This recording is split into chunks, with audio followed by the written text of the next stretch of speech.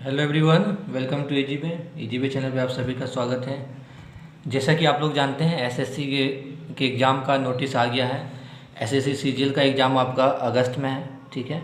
SSC CGL का भी exam का डेट आ गया है आपका, और सीएचएल का भी एग्ज़ाम का डेट आ गया जो रह गया था, और सीपीयू का भी एग्ज़ाम का डेट आ गया। ये 3 एसएससी एग्ज़ाम का डेट आ गया है, ठीक है। तो एसएससी तो एकदम आप कह सकते हैं मजाक भाषा में, तो एसएससी तो एकदम मौज कर दिया है, ठीक है। तो बहुत ही अच्छा, बहुत अच्छी लग रहा है कि अगले 1 महीना में आप लोग का एग्ज़ाम है एसएससी का। तो जी जान एकदम लगा दीजिए, जितना एफर्ट लगा सकते हैं लगाइए, जितना मेहनत कर सकते हैं करिए। हम भी अपनी तरफ से थोड़ा बहुत आपकी तैयारी में योगदान देना चाहते हैं। वो ये है कि मैथ और रीजनिंग का क्वेश्चन आपके सामने हम लेते आएंगे, जो कि अच्छे लेवल का क्वेश्चन रहेंगे और थोड़ा सा आपको कॉन्सेप्ट सिखा के जाएंगे। चलिए, तो क्वेश्चन आपका ये है कि यदि पी रेशियो क्यू, ठीक है, पी रेशियो क्यू का अनुपात दिया है, पी अनुपात क्यू का वैल्यू दिया हुआ है 5:2, तो 2p माइनस 3q अनुपात 3p माइनस 5q के बराबर क्या है, ठीक है। तो आप ऑप्शन दिया हुआ है 5:6, दूसरा दिया हुआ है 2:7, तीसरा दिया हुआ है 4:5, चौथा दिया हुआ है 3:4। तो आपके पास दिया हुआ क्या है, आपके पास गिवन है p अनुपात q का वैल्यू दिया हुआ है 5:2, ठीक है। आपके पास दिया हुआ है p अनुपात q का वैल्यू दिया हुआ 5:2।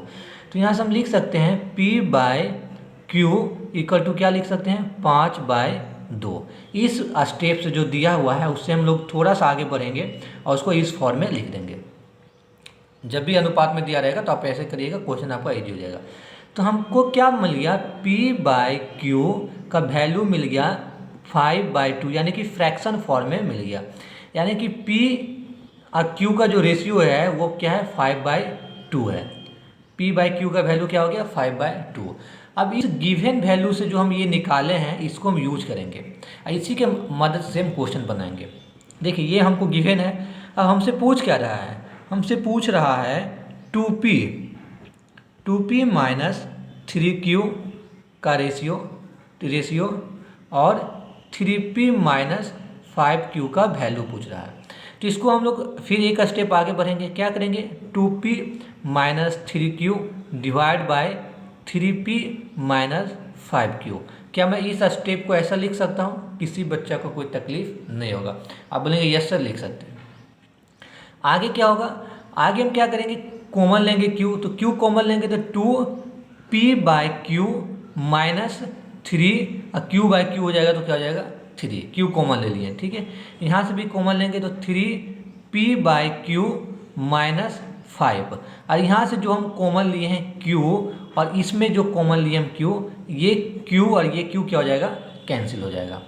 तो हमारे पास जो इक्वेशन बन के आएगा वो आ जाएगा 2p बाय क्यू माइनस 3, ठीक है, ऊपर हो गया। डिनोमिनेटर नीचे हमारा हो जाएगा 3p बाय क्यू माइनस 5, ठीक है। अब आपको दिख रहा होगा कि p बाय क्यू का वैल्यू हमको पता है, p बाय क्यू का वैल्यू हमको पता है, तो p बाय क्यू का वैल्यू रखेंगे। तो 2 इंटू पी बाई क्यू का वैल्यू क्या है 5/2 माइनस 3। आपको दिख रहा होगा कि क्वेश्चन ये सॉल्व हो रहा है, मज़ा आ रहा होगा आपको। 3 इंटू पी बाई क्यू का वैल्यू क्या है 5/2 माइनस 5। देखिए कितना इजी हो गया क्वेश्चन, कितना सॉल्व, अब आपका आंसर तक आप पहुँच गए। तो क्या हो जाएगा 2 कैंसिल, 5 माइनस 3 बाय नीचे क्या हो जाएगा 15/2 माइनस 5। तो ऊपर हमारा हो जाएगा 2, नीचे हो जाएगा एलसीएम ले लेंगे 15 माइनस 10/2। तो ये हमारा क्या हो जाएगा 2 डिवाइड बाय ये 5/2। अब बाय 1 कर सकते हैं, ये इससे मल्टीप्लाई होता है और ये इससे मल्टीप्लाई होता है। बच्चा लोगों को कन्फ्यूजन रहता है कि सर कैसे, तो एक स्टेप आगे बढ़ेगा। ये 4th पे है तो ये 2nd पे जाएगा, और ये 2nd है तो ये 1st पे जाएगा। तो क्या हमारा हो जाएगा 4/5 हमारा आंसर है। देखिए 4/5, तो अगर इसका रेशियो में 4/5 को रेशियो में लिखना चाहेंगे तो क्या लिखेंगे 4/5, ठीक है। तो देखिए ऑप्शन में है क्या 4/5, 4/5 सी आपका करेक्ट आंसर है। तो क्वेश्चन कर रहा है कि एक बार फिर से क्वेश्चन को रिपीट कर दे रहे हैं कि यदि p रेशियो q का, यानी कि p अनुपात q का वैल्यू हमको दिया हुआ है, तो 2p माइनस 3q अनुपात 3p माइनस 5q का अनुपात आपसे पूछ रहा है, यानी कि बराबर किसके बराबर है। ऑप्शन आपका दिया हुआ है 5:6, 2:7, 4:5 और 3:4। तो उसको हम लोग जो दिया हुआ है उसकी मदद लिए, जो दिया हुआ उसको थोड़ा सा हम उसका हेल्प लिए और उसको इस फॉर्म में ले आए, और उसके बाद जो पूछ रहा है उसको भी हम इस फॉर्म में ले आए, और उसके बाद हम वैल्यू पुट किए और उसके बाद आंसर हमारा आ गया 4:5। ठीक है। आई होप कि ये क्वेश्चन आपको बेहतरीन ढंग से समझ में आया होगा। और अगर इस तरह के क्वेश्चन आपको एग्जाम में आते हैं, अगर एग्जाम में आपके आएंगे CGL में या CHL में या CPO में या MTS में, इस तरह का एग्जाम में आपका क्वेश्चन आते हैं तो आप इसी तरह से सॉल्व करके आंसर तक पहुंच सकते हैं, कोई डाउट नहीं होगा। नेक्स्ट क्वेश्चन की ओर बढ़ते हैं। अगला क्वेश्चन ही बहुत ही बेहतरीन है। अगला क्वेश्चन क्या है, यदि A/B का वैल्यू दिया हुआ है 3/4, ठीक है, B/C का वैल्यू दिया हुआ है 4/5 और C/D का वैल्यू दिया हुआ है 5/6, तो A/D पे पावर 10 का वैल्यू 10 के अंश एवं हर का योगफल क्या होगा। आपसे देखिए, आपसे ये नहीं पूछ रहा है कि A/D पे पावर 10 का वैल्यू क्या होगा, नहीं, A/D पे पावर 10 जो आएगा उसका अंश एवं हर का योगफल क्या होगा। ठीक है, तो देखिए आपको क्वेश्चन बनाते हैं। इस टाइप का क्वेश्चन कैसे बनाया जाता है, क्या दिया हुआ है माय डियर स्टूडेंट्स, A/B का वैल्यू दिया हुआ है 3/4, ठीक है। उसी तरह से B/C का वैल्यू दिया हुआ है 4/5, उसी तरह से C/D का वैल्यू दिया हुआ है 5/6, उसी तरह से ये दिया हुआ है आपको, ठीक है। तो यहाँ से मेरा क्या निकल गया, A का वैल्यू 3, B का वैल्यू 4, ठीक है। यहाँ से क्या निकल गया, B का वैल्यू 4, C का वैल्यू 5, यहाँ से क्या निकल गया, C का वैल्यू 5 और D का वैल्यू 6। तो देखिए B का वैल्यू यहाँ भी 4 है, B का वैल्यू यहाँ भी 4 है, C का वैल्यू यहाँ भी 5 है, C का वैल्यू यहाँ भी 5 है। तो यहाँ से हमको निकल गया A का वैल्यू 3, B का वैल्यू 4 और C का वैल्यू 5 और D का वैल्यू 6। हमारा ABCD का वैल्यू हमको यहाँ से पता चल गया है। अब हमसे पूछ क्या रहा है, अब हमसे पूछ रहा है A/D, तो A का वैल्यू 3 है और D का वैल्यू 6 है, तो क्या हो जाएगा 1/2। A/D का वैल्यू क्या हो गया 1/2। लेकिन हमसे सिर्फ A/D नहीं पूछा है, हमसे पूछा A/D पे पावर 10, ठीक है। तो हमारा क्या हो जाएगा 3/6 पे पावर 10, यानी कि क्या हो जाएगा 1/2 पे पावर 10। तो 1/2 पे पावर 1 और नीचे हमारा हो जाएगा 2 पे पावर 10, तो 2 पे पावर 1 हो गया और 2 पे पावर 10 क्या हो जाएगा 1024, ठीक है, 1024 होता है। अब ये हमारा क्या हो गया, ये हमारा हो गया अंश और ये हमारा हो गया हल, यानी कि ये हमारा हो गया नोमिनेटर, ये हो गया हमारा डिनोमिनेटर, ये दोनों का योगफल, ठीक है। तो नोमिनेटर हमारा है कितना है, नोमिनेटर या जिसको अंश कहते हैं 1 है, और हल हमारा कितना है, हल हमारा 1024 है।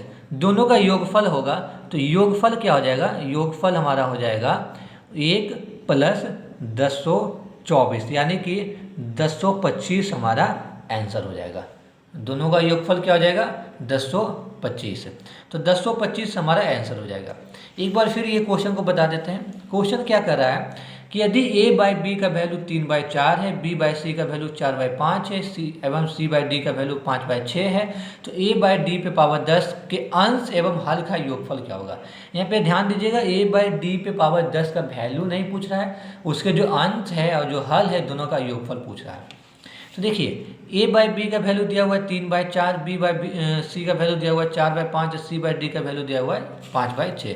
तो यहाँ से A का वैल्यू आया 3, B का वैल्यू आया 4, इससे आया हमारा B का वैल्यू 4, C का वैल्यू 5 और इससे हमारा आया C का वैल्यू 5 और D का वैल्यू 6। तो इससे हमको पता चला कि A का वैल्यू 3 है, B का वैल्यू 4 है, C का वैल्यू 5 है और D का वैल्यू 6 है। तो A/D का वैल्यू हम करेंगे तो 3/6 हो गया, यानी कि 1/6। A/D का वैल्यू क्या हो गया 1/2, उस पर पावर कितना दिया हुआ है 10, तो 1 पे पावर 10 हमारा 1 हो जाएगा, 2 पे पावर 10 हमारा क्या हो जाएगा 1024। तो ये हमारा अंश हो गया, ये हमारा हल हो, यानी कि ये नोमिनेटर ये डिनोमिनेटर, दोनों का योगफल निकालेंगे तो दोनों का योगफल क्या हो जाएगा 1 + 224 1024। तो आंसर हमारा क्या हो जाएगा 1025। देखते हैं ऑप्शन में है कि नहीं। यस, पहला ही ऑप्शन आपको दिख गया है 1025, ठीक है।